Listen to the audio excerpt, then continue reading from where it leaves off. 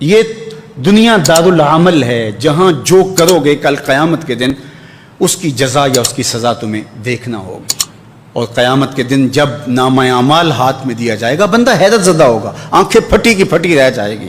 ما لہذا الکتاب لا یغادر صغیرۃ ولا کبیرۃ الا احصاها. ہائے اس کتاب کو کیا ہو گیا, اس نے چھوٹی بڑی کوئی بات نہیں چھوڑی, سب کچھ لکھ دیا.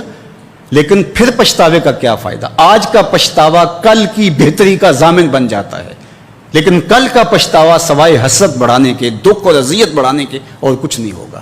اس لیے آج میں اور آپ دیکھیں کہ ہم کھڑے کہاں ہیں.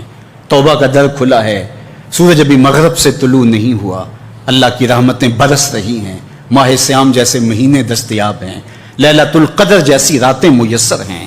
اٹھے ہوئے ہاتھ وہ موڑتا نہیں, خالی نہیں پھیرتا. ان ربکم حیی کریم یستحیی من عبدہ اذا رفع یدیہ الیہ ان یردہما صفرا. تمہارا رب حیا کرنے والا سخی کریم ہے, بندے جب اس کے سامنے ہاتھ پھیلا کے دعا مانگتے ہیں اللہ فرماتا ہے مجھے شرم آتی ہے ان کے اٹھے ہوئے ہاتھ خالی کیسے موڑوں. جب میرے سے ہی مانگا ہے تو میں نے بھی نہ دیا تو کس در پہ جائیں گے. تو اس کی دہلیز, اس کا در, اس کی چوکھٹ نہ چھوڑنا اور آج غور کرنا کہ ہم کھڑے کہاں ہیں. رومی علیہ رحمہ نے اس مثال کو, اس حقیقت کو ایک مثال سے سمجھایا.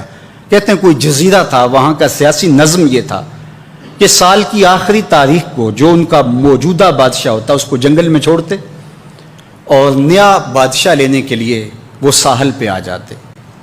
جو پہلا شخص ساحل پہ اترتا اس کو اپنا حکمران مان لیتے.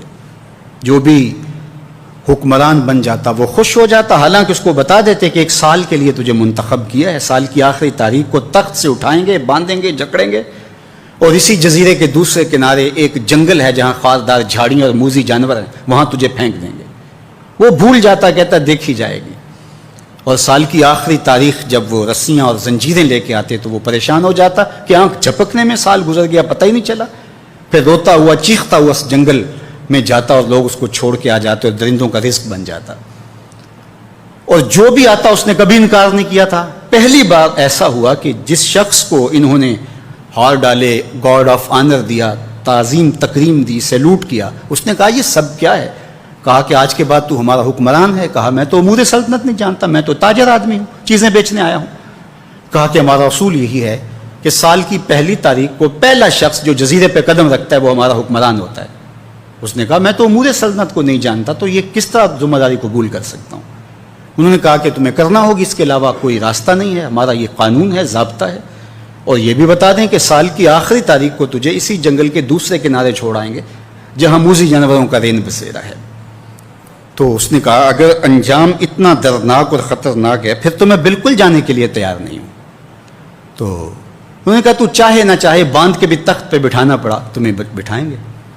اس نے کہا اچھا مجھے یہ بتاؤ کہ سال بعد میری بات مانو گے یا نہیں؟ انہوں نے کہا کہ ہاں, قانون میں تو ترمیم نہیں کر پائے گا, لیکن یہ ہوگا کہ تیرے انتظامی حکم ہم ماننے پہ مجبور ہوں گے. اس نے کہا ٹھیک ہے, میں تمہارا حکمران بننے کے لیے تیار ہوں.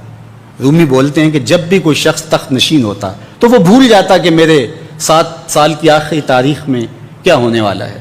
وہ عیش و عشرت کرتا اور یوں وقت گزارتا, سال کی آخری تاریخ آنکھ جھپکنے میں آ جاتی. لیکن یہ پہلا شخص تھا, تخت نشین ہوتے اس نے پہلا حکم نامہ جاری یہ کیا کہ کمانڈوز بلائے جائیں. بلائے گئے, کہا اس جنگل میں چلے جاؤ جہاں تم بادشاہوں کو پھینک کے آتے ہو اور وہاں کے موذی جانور کاٹ ڈالو. پھر بلدیہ کے ملازمین بلائے, کہا جاؤ جا کے وہاں کی جھاڑیاں کاٹو. پھر معمار بلائے, کہا جا کے وہاں محل تیار کرو. کچھ لوگوں کو بلایا, کہا جا کے وہاں پھول لگاؤ, پھلدار درخت لگاؤ, سایہ دار شجر لگاؤ. پوری حکومتی مشینری اس جنگل کو کٹوانے, وہاں کے موذی جانور قتل کروانے اور وہاں خوبصورت محل بنوانے, کنویں کھدوانے اور پھلدار درخت لگوانے میں صرف کر دی. اب سال کی آخری تاریخ کو جب وہ زنجیریں لے کر آئے تو اس نے کہا کہ مجھے کیوں جکڑتے ہو, میں خود جانے کے لیے تیار ہوں. اس لیے کہ یہ اس تخت پہ آرام سے نہ بیٹھا, یہاں بیٹھ کے تیاری وہاں کی کرتا رہا جہاں اس نے جانا تھا. کافر اور فاسق دنیا کے تخت پہ عیش کرتا ہے, بھول جاتا ہے کہ میں نے کہاں جانا ہے. اور صالح مومن اس تخت پہ آرام سے نہیں بیٹھتا, جہاں جانا ہے اس کے لیے تیاری کرتا رہتا ہے. اور جب جنازہ اٹھتا ہے تو وہ کہتا ہے اجلوا بی ولا تؤخروا بی، دیر نہ کرو مجھے جلدی لے جاؤ، میرا تو وہاں انتظار ہو رہا ہے۔